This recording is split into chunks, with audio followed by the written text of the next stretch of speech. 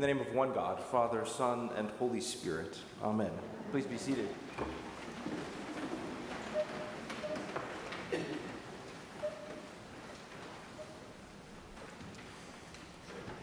Good morning.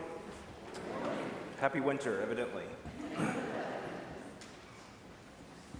After the last several weeks of readings that have included parables and teachings from Jesus that have been sometimes challenging, sometimes unsettling, sometimes confusing, and rarely any of the comforting, familiar ones of our Sunday school days, we arrive today at something of the bottom line. What it all boils down to, the summary and full encapsulation of what it all means.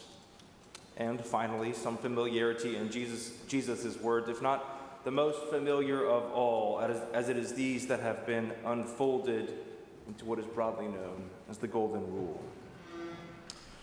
Over the last few weeks, the religious authorities of the day have been interrogating Jesus, plotting with no other intention than to trap him, in order that they might have something for which to arrest him. We've been late in Matthew's gospel, and so are nearing that time when he is arrested anyway, but which only comes because every single case that has been attempted to be made against him, something that he has thwarted. Last Sunday, the text tells us that the Pharisees went and plotted to entrap Jesus as they asked him about the taxes and whether it was lawful or not to pay them. Jesus sidesteps the trap and finds in the text that immediately precedes ours for today, in which we have not heard in worship, that the Sadducees, another group of these authorities, are ready with their own trap. They ask him about the resurrection, claiming it wasn't true, and ask him to figure out just how human relationships in their brokenness can be redeemed in the next life. That passage ends as we read, when the crowds heard what Jesus said, they were astounded at his teaching. So it is this sentiment that opens our gospel text for today when we hear that one group of leaders, these same Sadducees, the ones who had been asking him about the resurrection, had been silenced, forced to retreat from their attacks on Jesus. But not the Pharisees. They were still going to give it another shot. One of them, a lawyer, we were explicitly told for today, none of which any of you should take offense at, I suppose. That's like 50% of the congregation out here this morning. Stands to ask a question, the only purpose of which is to test Jesus. When he says, "Teacher, which commandment in the law is the greatest?" The response he offers, and we hear, is more than meets the eye as Jesus reaches all through his knowledge of the Jewish laws of his heritage, all through those commands, and lays out a sort of foundation of it all. You shall love the Lord your God with all your heart and with all your mind. And you shall love your neighbor as yourself. On these two commandments hang all the law and the prophets. You'll remember that it is this text in Luke's gospel that launches the parable of the Good Samaritan, when, after giving this same answer, Jesus gets a follow-up question. And just who is my neighbor? Now, Luke has a particular emphasis and care on the forgotten and cast out.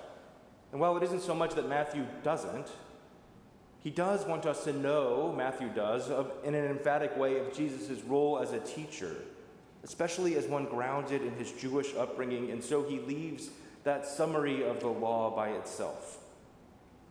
Of course, it wasn't as though Jesus made up the answer from thin air in order to get off the Sadducees' hook.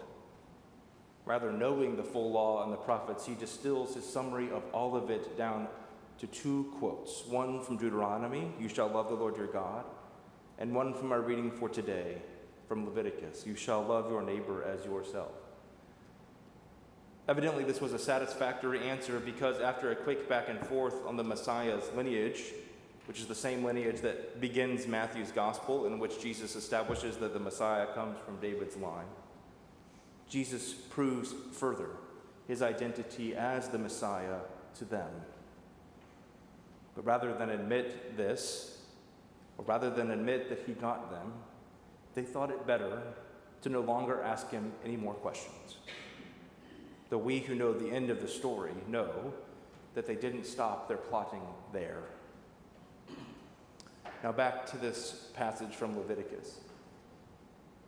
The portion of this book that Jesus quotes from Jesus' quotes from comes from what is known as the Holiness Code. And the idea of holiness is right at the heart of our text for today with the opening line. The Lord spoke to Moses, saying, "Speak to all the congregations of the people of Israel," which is to say, all of the known people of God, "and say to them, 'You shall be holy, for I, the Lord your God, am holy.'" Now, oftentimes in Leviticus, the instructions are given just to the priests, but not so with this one, so you're all on the hook. This is the command for holiness given to the full body of God's people. So the charge today from today's sermon is just that clear. Be holy, just as God is. I don't know about you, but holiness is not the word that I would use to describe what I imagine my own journey of faith to be like. It's not what I imagine the call of God's people to be, at least as I describe it to my own self in my own head and heart. Faithfulness or seeking or following or loving, trying to love fearlessly, or whatever it might be, sure. But holiness feels like something else altogether, a quality reserved for only the divine. Surely that can't be for us. The prominent American Bible scholar and rabbi Jacob Milgram wrote of holiness as something that first is central to who God is. God is fundamentally set apart from creation and different from humans.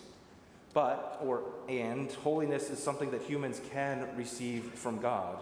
He goes on to suggest that humans can increase their own holiness through specific kinds of actions, which is why in the 19th chapter of Leviticus, from which we read this morning, that begins the call for holiness, we hear some follow-up instructions and commandments and guidelines for human actions. So, just so you don't go home today and say, "My priest told me to be more holy like God, but I have no idea what that means," let's see what those commandments and guidelines are. It's not just for that reason that I'm interested, of course, that you know, but I also hope you will try them on more and more in your daily life. First, it seems important to me to start by saying that this is not one of those do these three things, check these three boxes, and you have magically unlocked the long hidden key to being holy. The truth is that we humans are called to strive and seek after to imitate God's own holiness as the way we fulfill that central command to both love God and love our neighbors. This is not how we become God or even God-like. Such a thing will not and cannot happen. And for that, as I have told you before, I say thanks be to God. Rather, living as faithfully as we can in the moment, even in our finite and broken selves, and yet still seeking to be holy as God is all we are called to do, not perfection. We actually read many of what I might call the how-tos for holiness as this Leviticus passage unfolds. You shall not render an unjust judgment. You shall not be partial to the poor or defer to the great. With justice you shall judge your neighbor. You shall not go around as a slanderer among your people, and you shall not profit by the blood of your neighbor. You shall not hate in your heart any one of your kin. You shall reprove your neighbor, or you will incur guilt yourself. You shall not take vengeance or bear a grudge against any of your people, but you shall love your neighbor as yourself. The holiness call is for justice in all things, for being equal and fair to all. The call for holiness asks that we not use dishonest speech among members of our community, a kind of faithfulness in its own right. And another translation of that, you shall not profit by the blood of your neighbor, says, you shall not stand over the blood of your fellow human. In other words, it is a call to assist when needed, to intervene for the sake of someone else, even at a cost to ourselves. To imitate God's compassion and mercy is one way we seek after God's own holiness. The last couple of verses in there center us on good relationships with our community, with those around us. We are to avoid hatred and grudges and actions based on such. Rather, neighbors should be held accountable just as we should be, and all of it done in love, as this whole deal, this whole call to be holy just as God is, finally boils down to those familiar words: love your neighbor as yourself. As I have written this sermon, I have kept returning to this idea and image of the people of God like you and me, taking seriously this call to be holy just as God is and what that might look like. There's an image that keeps coming to my brain that is sort of hard for me to describe, and so I'm going to try to, but we might need to have coffee later or something. It kept returning to me that a community grounded in such a way of living, such a discipline for life, would reveal to the world an image of God that would make it challenging to discern where the source of all this holiness began and where it ended. That is to say, to be a people who imitate God's holiness in such a faithful way would mean that the world might see in us the very person and heart of God so deeply that it were as though they were seeing the very fullness and image of God itself. Such a way of life is what we are called to on this day and each day. At the Yad Vashem World Holocaust Remembrance Center in Jerusalem, there's a memorial that has been built to the children who are victims of that atrocity. You enter the immersive underground experience through a natural rock outcropping and descend a ramp into a darkened octagonal room. In it, a single candle is lit. But placed throughout the room and pointing in all directions are a series of reflective glass panels and mirrors that line the walls and floors and ceilings. I spent a good deal of my time in there in reflection and prayer, and seeking to discover which of those thousands of lights is the one that was the original. Which light was the source of all the others? And it was completely indiscernible. Impossible to tell, at least to my eye, which of those pieces of light piercing the darkness, which of them was where it all began. I wonder if our lives might be more and more like those mirrors, reflecting God's own light from and through this place and the community who gathers here and in our own lives day by day, such that all anyone can make out in the darkness and hurt and pain of this world is light. And that the source of this light, which is only God, might become a little difficult to discern as it shines brightly through who we are and what we do.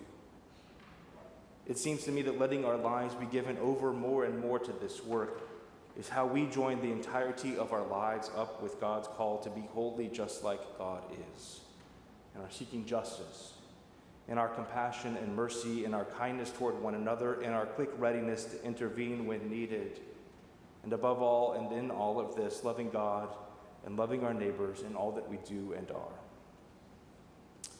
Holiness might feel like a high calling, even so high that we cannot attain to it. But let us strive.